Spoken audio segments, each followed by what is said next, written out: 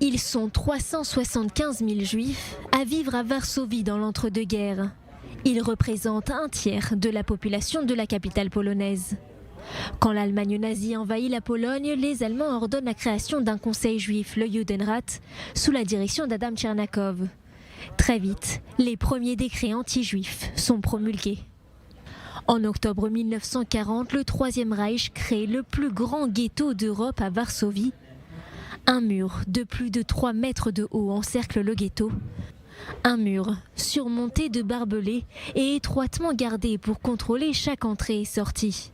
Le 16 novembre 1940, les Juifs sont transférés de force à l'intérieur du ghetto. Ils sont alors 450 000 Juifs à y être entassés. Ils sont coupés du reste du monde. Les conditions de vie dans le ghetto sont effroyables. Les logements sont surpeuplés avec plus de 7 personnes par pièce. La nourriture et les soins médicaux manquent cruellement. La contrebande de nourriture devient alors l'activité la plus répandue. Épuisé par la faim, le nombre de suicides augmente rapidement.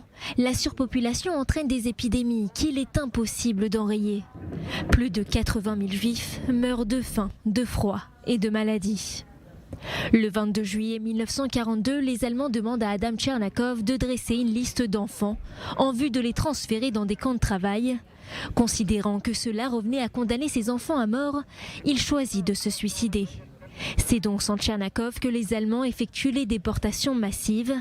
Jour après jour, plus de 5 000 Juifs sont déportés vers des camps de concentration, notamment à Treblinka. Environ 265 000 Juifs arrivent dans les camps de la mort. 35 000 sont tués pendant les opérations. En janvier 1943, les nazis commencent à liquider le ghetto, tuant des milliers de Juifs. Le 19 avril, des résistants et combattants juifs lancent une attaque contre les forces du Troisième Reich. C'est le début du soulèvement du ghetto de Varsovie. Le soulèvement dure près d'1 mois et inspire d'autres mouvements de résistance dans les ghettos juifs de toute l'Europe.